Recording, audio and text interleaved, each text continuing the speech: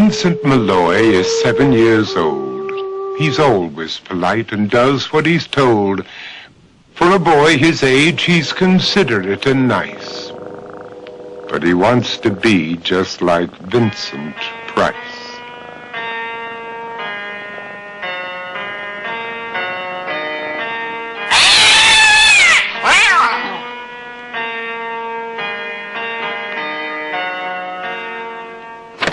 He doesn't mind living with his sister, dog, and cats, though he'd rather share a home with spiders and bats.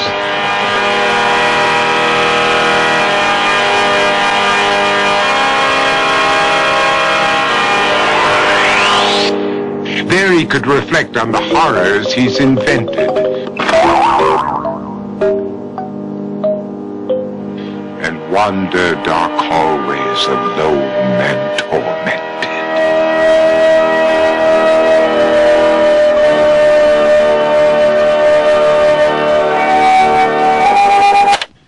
Vincent is nice when his aunt comes to see him, but imagines dipping her in wax for his wax museum.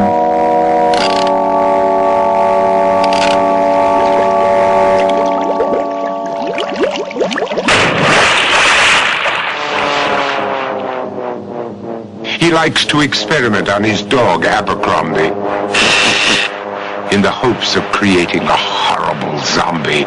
So he and his horrible zombie dog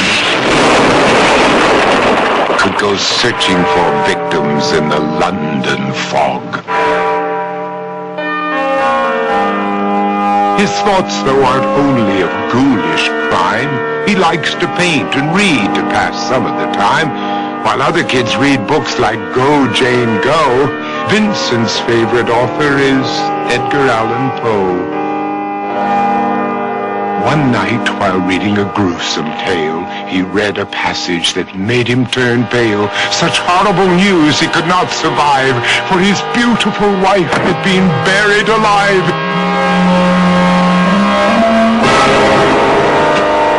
He dug out her grave to make sure she was dead, unaware that her grave was his mother's flower bed. His mother sent Vincent off to his room. He knew he'd been banished to the Tower of Doom, where he was sentenced to spend the rest of his life alone with the portrait of his beautiful wife.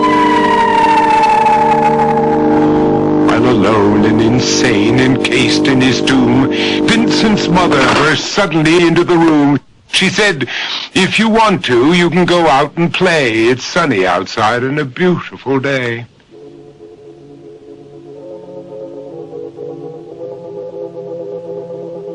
Vincent tried to talk, but he just couldn't speak. The years of isolation had made him quite weak.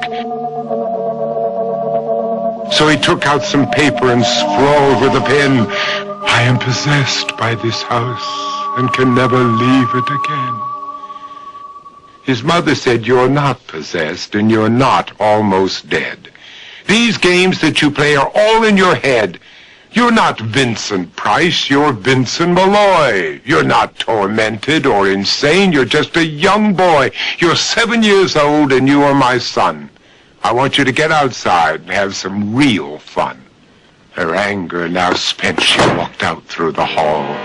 And while Vincent backed slowly against the wall, the room started to sway, to shiver and creak. His horrid insanity had reached its peak. He saw Abercrombie, his zombie slave, and heard his wife call from beyond the grave. She spoke from her coffin and made ghoulish demands, while through cracking walls reached skeleton hands.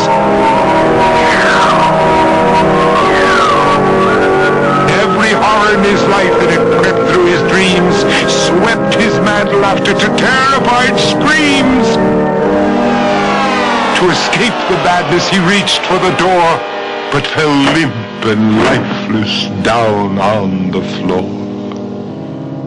His voice was soft and very slow as he quoted The Raven from Edgar Allan Poe.